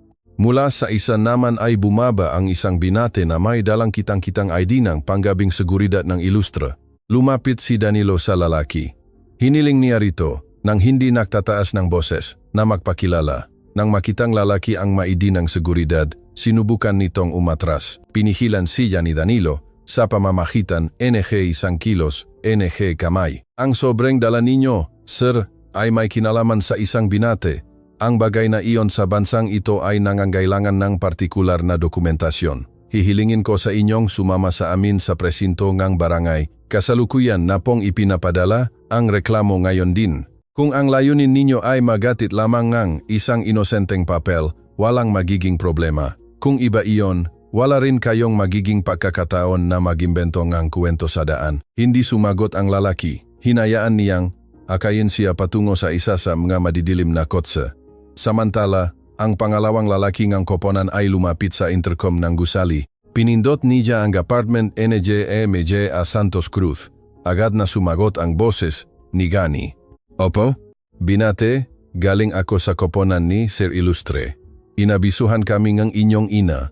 Nakuha na namin ang lalaking kumato sa inyong pinto. Mayos na ang lahat. Aayat ako upang tiyakin na walang magiging problema sa loob kung papayagan ninyo ako. Huminga ng malalim si Gani sa unang pagkakataon. Sige po, akyat po kayo. Nang huminto ang taksi ni Ligaya sa tapat ng opisina ni Clarissa Jose Sison, nangini ang kanyang cellphone. Isang maikling mensahe mula kay Maximiliano, mayos ang lagay ng anak ninyo. Nakuha ang lalaki bago pa man makaakyat. Ipadadala sa inyo ni Danilo ang malarawan kapalibre na siya. Tumutok kayo sa pulong, Aling Ligaya, ang mahirap na bahaging araw ay hindi pa nagsisimula. Binasa ni Ligaya ang mensahe, ipinikit ang kanyang nga mata ng isang segundo, binayaran ang driver, at bumaba. Ang gusali kung saan matatagpuan ang internal audit na Ilustre Hotel Group ay isang simpleng gusali na mga opisina na gawa sa kulay abo na marmol at madidilim, na bintana sa isang sikat na bahagi ng lungsod ng Makati, na madalas makita ni Ligaya mula sa diep ngunit hindi pa niya kailanman napasukan. Umakyat siya gamit ang elevator patungo sa palapak kung saan siya hinihintay. Bumukas ang mapinto sa isang malinis at tahimik na pasilyo na may mga halamang buhay sa malalaking florera.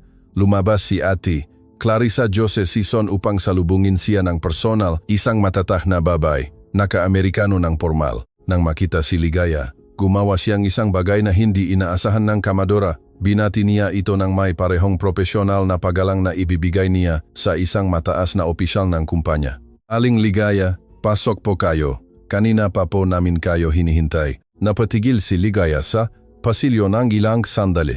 Ate, paumanhin po, ngunit alam ko po kung sino ako. Hindi ninyo po kailangang gawin ito sa akin. Tinitigan siya ni Clara sa mga mata at sumagot sa isang kalmadong tono. Aling Ligaya, inutusan ako ni Max na tratuhin kayo na parang isang senior consultant ng kumpanya. Ngunit aaminin ko sa inyo ang isang bagay. Nang ibigay niya sa akin ang utos na iyon kagabi, nakaroon ako ng isang sandali. Isang maikling sandali lamang kung saan inisip ko, sobrang labis naman, isang kamadora. Bumaba ako upang uminom ng kape habang hinihintay ko kayo. 20 minuto ko itong pinag-isipan at umayat akong muli na nahihiya sa aking sarili dahil naunawaan ko na ang unang taong humusga sa pamamagitan ng uniforme bago makinig ay ako mismo.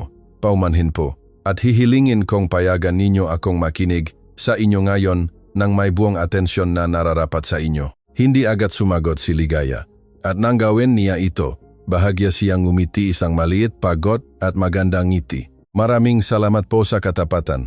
Ati, tuloy po tayo. Pumasok ang 2 babae sa opisina. Sa ibabaw ng mesa ng pulong ay may bukas ng folder. Sa loob ay nakita ni Ligaya ang makopya ng mga transaksyon sa bayarin ni Doña Meling, mga listahan ng mga pakeng singil, at ang pinakamalaking gulat niya. Makopya ng mga lumang dokumento na may sulat kamay mula sa makinilya na walang iba kundi ang pribadong file ni Mang Aurelio de la Cruz na ibinigay noong madaling araw na iyon. Inilapit ni Clara ang isang tasa ng kape, naupo sa harap niya at binuksan ang isang maliit na voice recorder. Aling Ligaya, magsimula tayo sa simula. Sabihin ninyo sa akin ang inyong nakita sa nakaraang nga buwan nang walang ibinabawas. Huminga ng malalim si Ligaya at nagsimulang magsalita. Ilang kilometro ang layo sa kanyang sariling bahay, katatapos lang mag-ahit ni Reynaldo de Guzman sa harap ng salamin sa banyo. Hindi siya nakatulog. Buong gabi niyang sinusubukang tawagan si Mario ngunit ang cellphone ng pamangkin ay patuloy na busy. Sinubukan niyang tawagan ang lalaking ipinadala niya sa apartment ngunit hindi rin ito sumasagot. Sinubukan niyang tawagan ang batang guwardiya na kanyang ipinadala sa 8 palapag kagabi, ngunit wala rin ito. Sa unang pagkakataon sa loob nga maraming taon, walang sumasagot sa kanyang matauhan. At dun ay tumunog ang kanyang cellphone. Sa screen ay lumitaw ang pangalang hindi niya inaasahan sa ganoong oras, Maximiliano Ilustre y Roxas. Sumagot siya ng may matatag na kamay, isang lumang kakayahan ng mga taong sanay makunwari. Max, kaibigan, may nangyari ba? Ang boses ni Maximiliano ay lumabas ng magalang, masyadong magalang. Reynaldo, kailangan kong pumunta ka ngayon ng alas 11 ng umaga sa hotel. Tatawag akong isang extraordinary meeting ng Board of Directors. Walang masamang balita. Mga usaping operasyon lamang.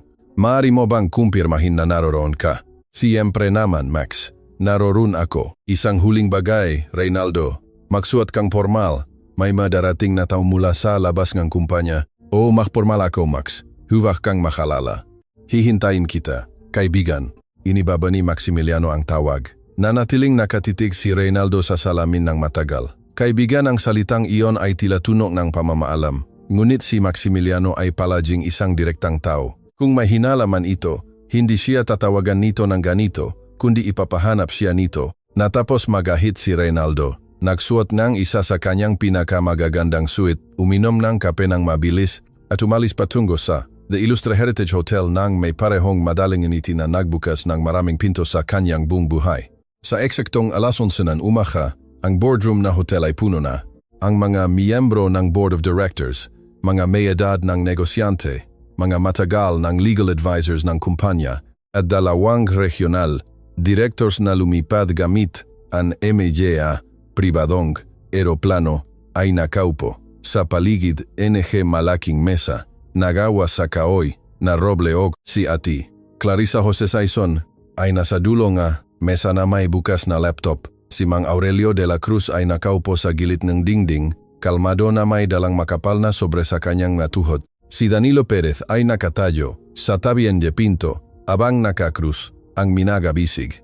Si Maximiliano Ilustre y Roxas ang nanggunguna sa pulong at sa dulo ng silid sa isang maliit na silid na may tinted glass na nakikita ang buong boardroom ngunit hindi nakikita ang nasa loob. Nito isang silid na idinisenyo para sa mga assistant na sumusubaybay sa pulong. Si Ligaya Santos Cruz ay nakaupo ng tahimik. Mula roon ay nakikita niya ang bawat tao sa silid, ngunit walang sinuman sa silid ang nakakakita sa kanya. Sa eksaktong alas 11 at 2 minuto, bumukas ang pinto ng silid.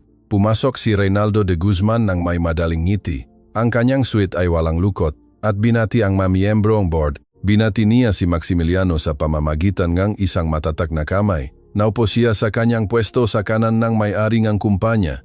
Max, narito na ako. Sabihin mo sa akin kung ano ang emergency. Tinitigan siya ni Maximiliano sa loob ng isang buong segundo. Pagkatapos ay nagbukas ng isang folder sa harap niya at iniharap ito kay Reynaldo. Reynaldo, bago tayo magsimula, tingnan mo ito. Ibinaba ni Reynaldo ang kanyang mata. Nakita niya ang unang dokumento, isang bank transaction, ang kanyang pangalan, ang kanyang lagda, ang isang lihim na account. Inangat niya ang kanyang tingin. Ang kanyang ngiti ay tila nagelo sa kanyang mukha. Max, ito, mari itong ipaliwanag. Nakikinig ako, Reynaldo. Ito ay isang internal transaction ng Treasury, isang pautang sa pagitan ng kumpanya. Sasabihin ko sana sa iyo noong nakaraang linggo, ngunit Reynaldo, gusto mo bang ipaliwanag din ang isang ito? Iniharap ni Maximiliano ang pangalawang dokumento, ang pangatlo, ang pangapat, at ang panlima. Bawat isa ay mas malinaw ang ebidensya kaysa sa nauna. Si Reynaldo, na nakaupo sa kanan ng may-ari ng kumpanya, ay nakita kung paano ang bawat peking transaksyon na kanyang itinayo sa loob ng maraming taon ay lumitaw sa ibabaw ng mesa na gawa sa roble tulad ng barahan na inilatag ng isang mas mahusay na manlalaro. Nang iharap ni Maximiliano ang pampitong dokumento, ang buong listahan ng mga pekeng singil sa account ni Doña Meling Alcantara sa nakaraang mga buwan na may lagda ng pag-apruba mula kay RDG. Ibinaba ni Reynaldo de Guzman ang kanyang tingin at sa unang pagkakataon sa kanyang buhay, wala siyang mahanap ng ngiti na may pakikita. Isinara ni Maximiliano ang folder. Ipinatong ang kanyang kamay sa mesa. Reynaldo, may isang tao sa gusaling ito na nagpabagsak sa iyo ngayong gabi nang hindi man lamang hinahawakan ang isang daliri mo. Isang tao lamang. Reynaldo, ang taong sinubukan ninyo ngang pamangkin mo na pigilan bago siya makarating sa pulong na ito. Ang taong ang anak na may sakit ay sinubukan ninyong gamitin bilang panggipit kaninang umaga. Inangat ni Reynaldo ang kanyang ulo. Max, sinong tao? Inangat ni Maximiliano ang kanyang kamay. Sumunyas patungo sa maliit na silit sa dulo. Bumukas ang pinto ng tinted glass at pumasok si Ligaya Santos Cruz sa boardroom. Napakapit sa upuan si Reynaldo de Guzman. Nakita niya itong lumalapit ng dahan-dahan ng may tuwid na tayo.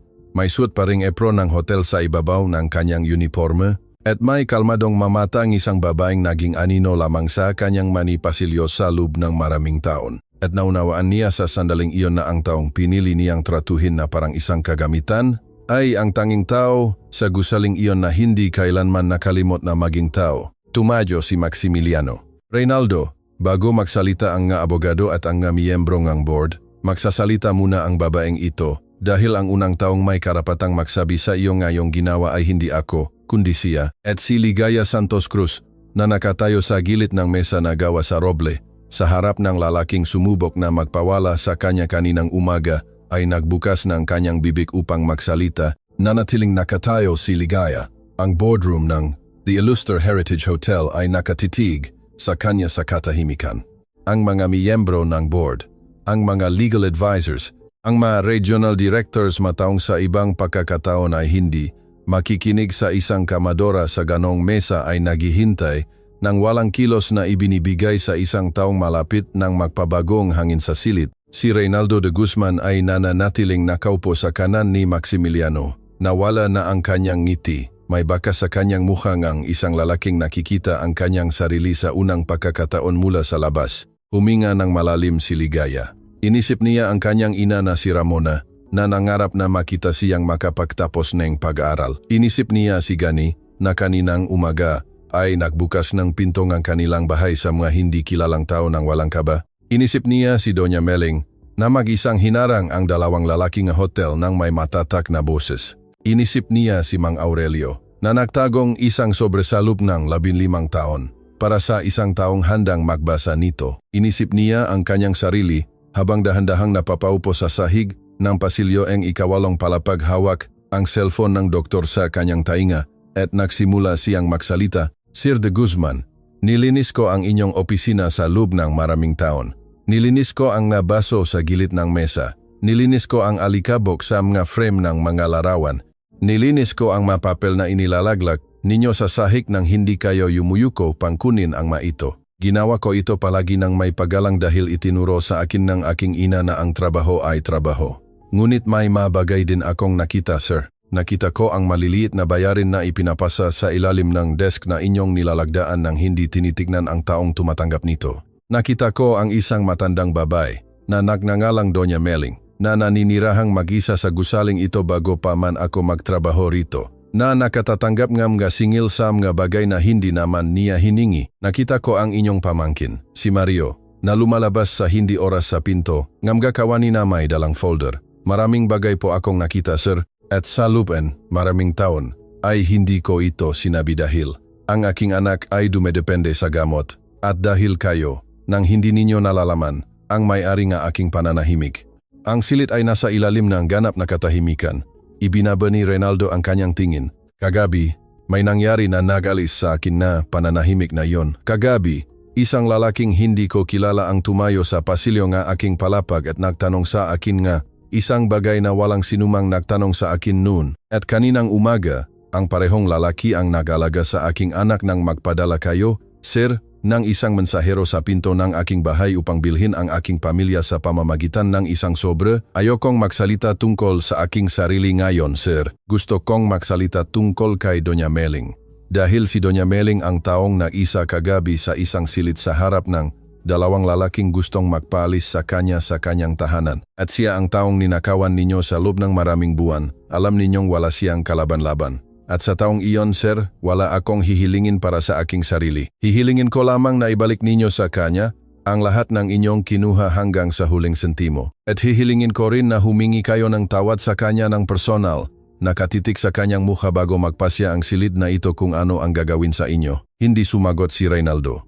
Nangangatok ang kanyang kamay sa ibabaw ng mesa, binuksan ni Ate Clarissa Jose Sison ang kanyang laptop at nagsimulang basahin ng malakas ang buong listahan ng mapekeng singil, bawat pag-apruba, bawat petsa. Ang kabuuang halaga ng marating ito ay sapat na malaki upang mapahawak ang dalawang regional director sa kanilang mano. Tumayo si Maximiliano Ilustre y Roxas, lumakad patungo sa gilid ng pinto ng silid, binuksan ito, at pumasok si Doña Meling Alcantara. Lumakat ng dahan-dahan ang matanda, nakatukot sa isang manipis na baston na bihirang-bihira niyang gamitin sa publiko, ngunit nagpasya siyang gamitin ito noong araw na iyon upang makita ng buong silid kung paano siya lumakat marupo ang katawan. Ngunit buo ang loop. Kasama niya si Danilo Perez mula sa elevator. Huminto si Doña Meling sa harap ng mesang roble.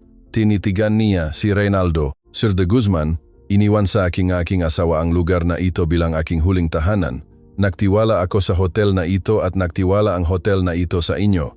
Hindi ko alam kung ilang taon pa ang ilalagi ko rito, ngunit ang mga natitira sa akin ay ayokong gastusin sa pagtatanim ng galit sa inyo. Sasabihin ko sa inyo ang tanging bagay na mayroon ako, at pagkatapos ay hindi ko na kayo kakausapin kailanman. Sasabihin ng aking asawa na ang isang lalaking nagnanakaw sa isang matandang nag-isa ay isang lalaking wala nang makatutulong pa. Idaragdag ko na lamang ang isang bagay mula sa aking panik. Pinapatawad ko kayo hindi dahil karapat-dapat kayo, sir, kundi dahil ayokong dalhin ang bigat ng hindi pagpapatawad sa inyo. Ibinaba ni Reynaldo de Guzman ang kanyang ulo. Sa unang pagkakataon sa silid na iyon, nayanig ang kanyang mabalikat. Hindi niya hinayaang makita ang kanyang pagiyak. Ngunit may isang bagay sa loob niya na tuluyang nadurog na hindi niya alam na buo pa pala hanggang sa sandaling iyon. Lumingon si Doña Meling, lumakat ng dahan-dahan patungo kay Ligaya, hinawakan ang kamay nito at sa harap ng buong silid ay sinabi ang matagal na niyang inilihim sa nakaraang mataon. Anak, ang ina mong si Ramona, saan man siya naroon ngayon, ay masaya at ipinagmamalaki ka. At ako rin, napasapo si Ligaya sa kanyang bibig gamit ang kanyang bakanteng kamay. Patuloy na umagos ang kanyang galuhan nang hindi na niya pilitang itinago. Si Ate Clarissa Jose Sison ang nanguna sa mga legal na hagbang pagkatapos niyon.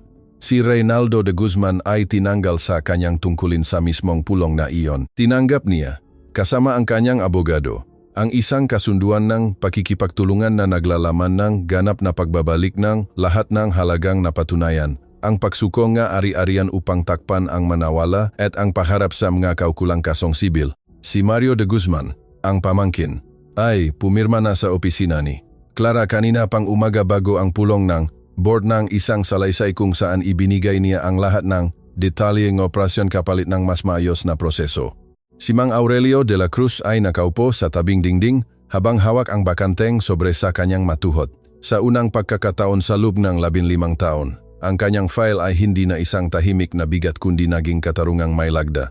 Ang lalaking ipinadala sa apartment ng mga Santos Cruz ay ibinigay na sa presinto ng barangay.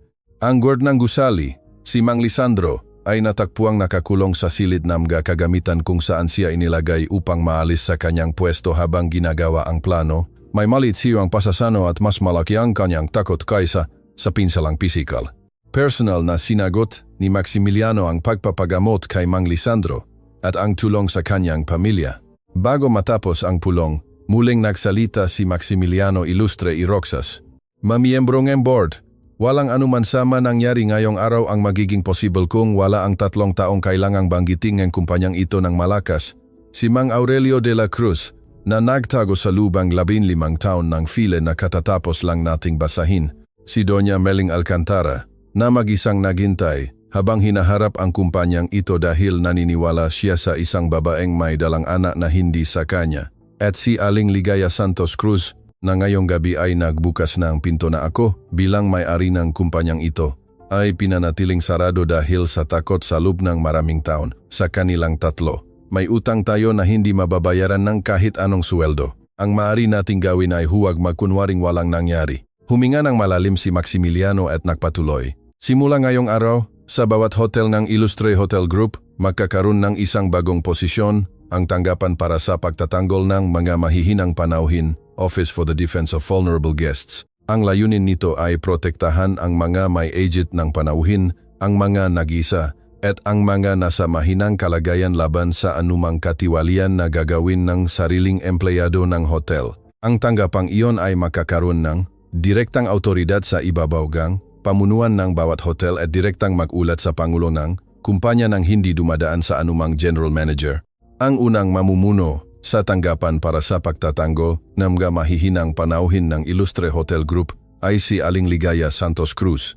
Inangat ni Ligaya ang kanyang ulo sa gulat. Kung tatanggapin niya po, dagdag ni Maximiliano na may maayos na sweldo, isang koponan sa ilalim ng kanyang pamumuno at ang ganap na pagpapatuloy ng pagpapagamot ng kanyang anak sa pamamagitan ng corporate foundation nang walang kondisyon hanggang sa huling araw ng pangangailangang medikal ng batang iyan. Nanatiling tahimik ang silid at pagkatapos ay may isang pumalakpak, sumunod ang isa pa at pagkatapos ay ang buong silid. Hindi ito palakpak ng protocol, iba ito. Tiningnan ni Ligaya si Doña Meling, tiningnan niya si Mang Aurelio, tiningnan niya si Maximiliano. Tinatanggap ko po, sir. Ilang linggo pagkatapos niyon, isang karaniwang umaga, ang lobby ng The Ilustre Heritage Hotel ay nagising na may isang maliit na tansong plaka sa dingding sa tabing ang counter ni Mang Aurelio. Walang nakasulat na pangalan doon, mayroon lamang isang simpleng pangungusap. Sa hotel na ito, walang panauhin ang nag-iisa. Sa hotel na ito, walang empleyado ang hindi nakikita. Si Mang Aurelio de la Cruz ang personal na naglilinis nito bawat umaga hanggang sa huling araw ng kanyang pagtatrabaho. Nagretiro siya pagkalipas ng ilang panahon sa pamamagitan ng isang maliit at taimtim na seremonya sa lobby. Nagalok si Maximiliano ng isang malaking halaga ng retirement pay. Tinanggap ni Mang Aurelio ang kalahati at hiniling na ang isa pang kalahati ay ilaan sa foundation para sa pagpapagamot ng mga bata na kasalukuyang sinusuportahan ng hotel kasama ang kaso ni Gani. Nabuhay siya sa kanyang mahuling taon sa pagsusulat ng mga sulat sa kanyang maapo, pagbabasa ng mga lumang libro, at pagbisita kay Doña Meling sa kanyang suite bawat 15 araw. Nakatanggap si Doña Meling Alcantara ang ganap na pagbabalik ng bawat sentimo na kinuha sa kanya, ngunit hindi niya itinabi ang halos anuman sa pera. Inilaan niya ang buong halaga sa isang trust fund sa ilalim ng pangalan ni Isagani Santos para sa kanyang pag-aaral sa kolehiyo sa hinaharap. Nang subukan ni Ligaya na tumanggi, hinawakan ni Doña Meling ang kanyang 2 kamay sa ibabaw ang mesa ng Suite 814 at sinabi ng may matatalas na isip sa edad na 73, "Anak, nangako ako sa ina mong si Ramona na habang ako ay nabubuhay, hindi ka mag-iisa. Tinupad ko ang pangakong iyon sa iyo sa buong buhay ko, ngunit ngayon ay tungkulin ko namang tuparin ito sa anak mo. Hayaan mo akong gawin ito, anak, huwag mong ipagkait sa akin."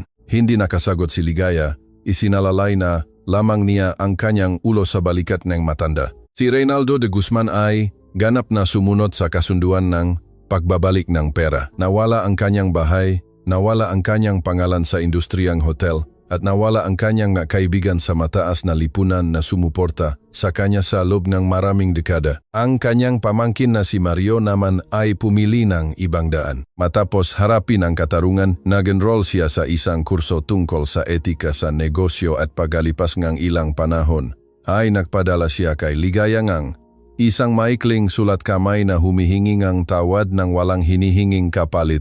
Dumating ang sulat sa bagong opisina ni Ligaya sa corporate headquarters. Binasa niya ito ng 2 beses. Itinabi sa isang drawer. Hindi niya ito sinagot, ngunit hindi rin niya ito winasak. May mga tawad na hindi ibinibigay sa pamamagitan ng mga salita, inisip niya, ngunit hindi rin ipinagkakait sa pamamagitan ng pananahimik. Si Ate Clarissa Jose Sison ay naging permanenteng pinuno ng compliance ng Ilustre Hotel Group para sa lahat ng ari-arian sa bansa. Inayos niya ang patakaran ng pamamahala. Dinala ang kasong Ilustre sa isang pandaigdigang kumperensya ng audit bilang isang halimbawa ng etika at hinding-hindi na muling humusga sa uniforme bago makinig sa tao. Si Danilo Perez ay nanatiling permanenteng pinunong corporate security. Si Sara May Pineda, ang receptionist sa Pangabing Shift, ay itinaas ang posisyon bilang pangkalahatang koordinator ngang panggabing serbisyo matapos ibigay kay Clara. Kinabukasan ngang pulong ang isang notebook na may mga tala tungkol sa mga kakaibang kilos na kanyang napansin sa loob ng maraming buwan na hindi niya kayang isumbong noon. Nang tanungin siya ni Ligaya kung bakit hindi siya nagsalita noon, sumagot si Saramay na may basang mamata dahil hanggang noong nakaraang linggo, Aling Ligaya, hindi ko alam na maaari palang magsalita sa gusaling ito. Isang umaga, sa pagpasok ng bagong panahon, maagang dumating si Ligaya Santos Cruz sa corporate headquarters ng Ilustre Hotel Group. May pulong siya sa kanyang koponan sa unang oras. Bago umakyat sa kanyang opisina, huminto siya sa lobby ng gusali. Sa dingding, sa tabing counter, may isang mas malaking tansong plaka ang inilagay noong nakaraang buwan. Nakasulat doon ang mapangalan ng mga may edad at nag-isang panauhin na pinoprotektahan kasalukuyan ng tanggapan sa bawat hotel ng kumpanya. Ang unang pangalan sa listahan, sa malilinaw na titik, ay Doña Imelda Sebastian Feda de Alcantara, Suite 814, The Ilustre Heritage Hotel. Hinalos ni Ligaya ang tanso gamit ang kanyang madaliri, pagkatapos ay umakyat. Sa kanyang opisina ay may 2 bagay na naghihintay sa kanya. Isang tasa ng kape na inihanda na kanyang kalihim na natuto. Sa loob na ilang linggo na huwag siyang tawaging direktora dahil mas gusto ni Ligaya na tawagin siya sa kanyang pangalan at sa ibabaw na desk ay isang selyadong sobra na may marka ngang Universidad ng Pilipinas. Sa loob ay may isang liham ng pagtanggap sa UP College of Medicine na nakapangalan kay Isagani Santos. Ito ay isang proseso na kanyang sinamahan kasama ang kanyang anak sa loob ng ilang linggo. Dumating ang sulat kaninang umaga. Maingat na binuksan ni Ligaya ang sobre, binasa ang unang linya, napasapo sa kanyang bibig. At sa unang pagkakataon sa bagong buhay na iyon, umiyak siya nang hindi tinatakpan ang kanyang mukha, nang walang pahingi ng paumanhin sa sinuman, at nang walang kailangang ipaliwanag. Kinuha niya ang cellphone, tinawagan ang kanyang anak. Anak, dumating na. Nagkaroon nga katahimikan sa kabilang linya.